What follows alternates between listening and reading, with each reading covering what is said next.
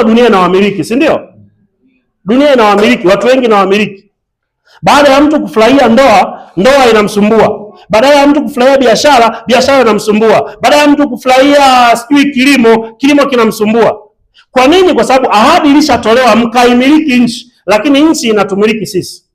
Baada ya kutuzalia matunda mazuri ya kutufurahisha, inatuzalia miiba. Nini kilichosababisha? Anasema nilikuacha kwa ajili ya dhambi, nilikuacha kama mke wa ujana anapoachwa kwa talaka, lakini nitakurudia ili niweze kufanya nini? Kutimiza ahadi yangu. Mwambie mwenzako utakatifu. Kwa hiyo ili unabii utimie, iwe unabii wa afya, iwe unabii wa uchumi, iwe unabii wowote ule, hakikisha maisha yako Mungu akiangalia kwenye kitabu chake anaona okay, huyu amekuwa vizuri au anajitahidi kuanza kuwa vizuri. Tunaenda sawa sawa?